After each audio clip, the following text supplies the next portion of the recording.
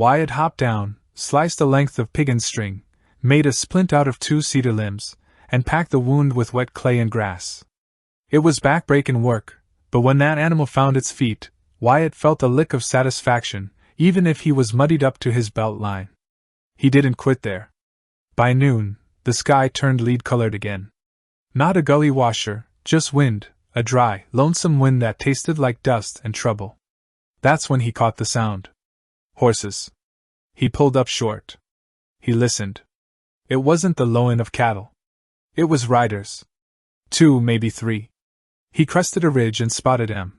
2 saddlebums stopped near a stray steer. They weren't driving it. They were looking for a brand to blot. Small-time rustlers. Wyatt didn't go in guns blazing. He tipped his hat back, stepped down easy, and came in from the flank like he was just another stray rider. "Good day to ya," he called out. The men spun around like they'd been bit. "Our cow! Found her right here!" one of the Alhoots barked. Wyatt gave a thin, wolfish smile. "That's my beef," he said. "And I'd take it kindly if I could haul her back in one piece." Silence hung heavy enough to choke on. One of them twitched toward his holster. Wyatt didn't move a hair. He just looked.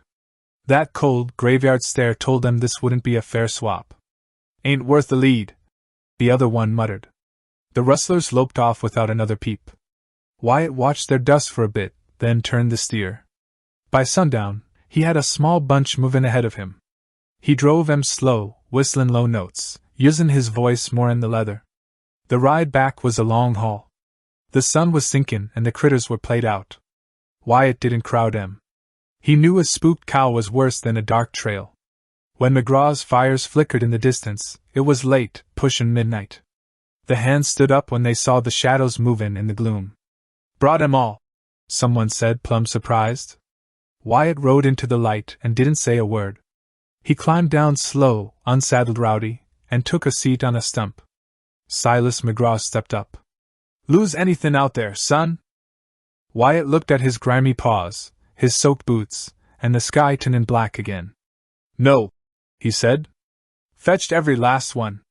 McGraw nodded, slow and deliberate. "That's a real cowman for ya." Wyatt didn't hanker for a reply. He just watched the coals. He knew out on that plain, the storm had done more than leave tracks. It had tested his grit, his patience, and the way he held up when he was on his own. He'd cleared the hurdle.